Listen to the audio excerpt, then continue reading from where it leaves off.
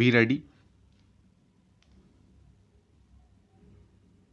5 seconds. Start. Unfortunately, the agreement arrived at was not put into practice. I was in favor of joint consultations between the engineers of both sides. 1,000 obstacles were created from Pakistan's side. They would not talk or allow us to go on. Perhaps they thought that by raising obstacles they would be able to arrest our progress. They could not do that. Now suddenly we are told that the 1948 agreement was useless and that it was secured under duress. As I told you, it so happened that I was also present at those talks and can give personal testimony. The present Governor General of Pakistan was also present there as one of the signatories. I cannot understand how I or anybody else could coerce him into appending his signature. It is very undignified for countries to argue like small lawyers. Big countries do big things with big minds, whether it is peace or war. It is not in my nature to indulge in legal quibbling. I gave up law 40 years back.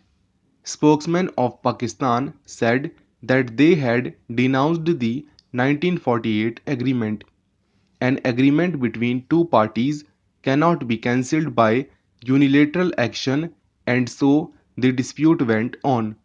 Some people of the World Bank came here from America and talked with us and with Pakistan. They were prepared to mediate so that our engineers and Pakistani engineers might hold discussions with their help. This was that we had been saying from the very beginning that our engineers and theirs should hold joint consultations because there was sufficient water for all. So we accepted the World Bank's proposal and said that we were ready if they could make them agree to joint consultations between the engineers. They told us that as long as the talks went on, we should not reduce the supply of water to Pakistan from this side. Please remember that the 1948 agreement with Pakistan, which I just mentioned, laid down that India had a right to reduce the supply of waters, but this was to be done gradually so that Pakistan might get time. Sufficient time was given and years passed. We had thus a right to reduce the supply of water. Still, we agreed to the World Bank's suggestion not to reduce the supply as long as the talks went on. It was envisaged at that time that this arrangement was meant for all times. We thought that the talks would go on for 5 or 6 months and would come to some conclusion.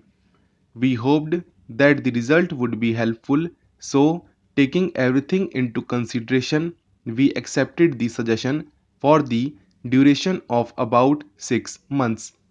Those 6 months lengthened into a year and now to 2.5 years. It is a strange situation. Talks which are held with Pakistan go on lengthening so much that there does not seem to be any end to them. I get sick of this. I want a decision this way or that. The World Bank people put forward a proposition of their own about 3 or 4 months ago. It is clear that they had no authority to force us. As mediators, they had merely a right to put forward a suggestion. It was for us to accept or reject it. They put forward a suggestion when they thought that our direct talks were not going to yield any result. Their scheme more or less provided for a division of the rivers of the Punjab. Pakistan was to take the waters of some rivers and we were to take the waters of some other rivers. That is, there was no doubt that we were to get all the waters from our side, but they laid a very great burden on us. We were asked to give financial aid to Pakistan so that she might construct new canals from other rivers to get more water. They did not clearly specify the amount, but they indicated a very large sum.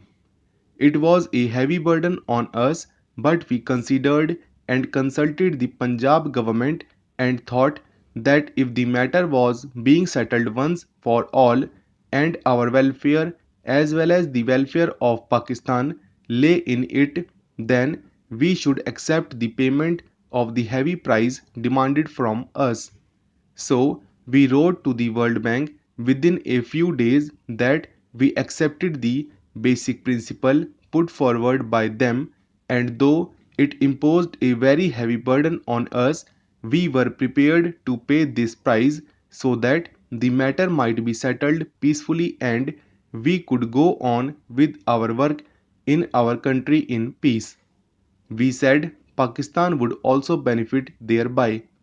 We thus accepted the proposal within a few days, but Pakistan did not give any reply though weeks and months passed.